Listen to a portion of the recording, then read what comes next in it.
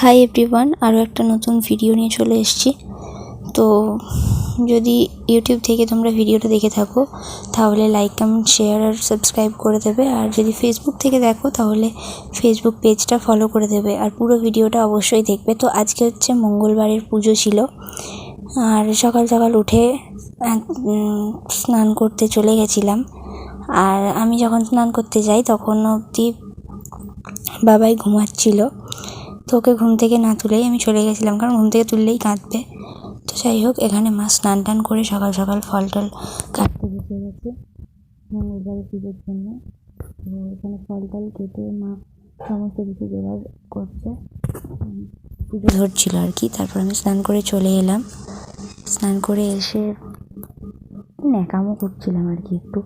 তো যাই হোক, সেটা কোনো ব্যাপার না। তো স্নান টান করে চলে এসেছি। আসার পর দেখলাম যে পুজো করতে দাদা চলে এসছে। তো মা সমস্ত কিছু যা যা লাগে আর কি মঙ্গলবার পুজোর জন্য সমস্ত কিছু জোগাড় করে ওখানে তুলসী তলায় রেখে দিয়েছিল। তো দাদা পুজো করতে বসে গেছে।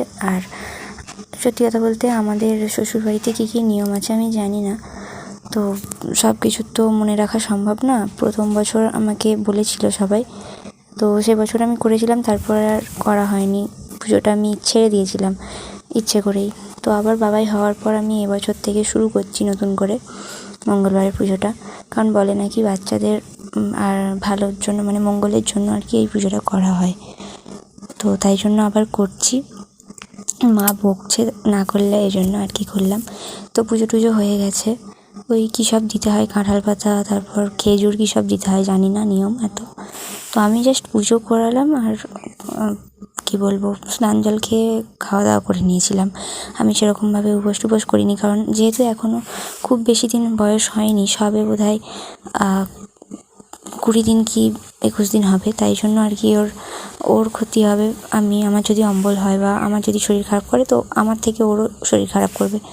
তো যাই হোক, পুজো টুজো করার পর দেখলাম পুজো টুজো হয়ে যাওয়ার পর পিসি এসছে, বড় পিসি বাড়ি গেছিলো, ওদের সোমবার ভোট ছিল। তো ভোট টোট দিয়ে পিসি আবার চলে এসছে। পিসি থাকেনি, বাড়িটা কেমন ফাঁকা ফাঁকাই লাগছিল।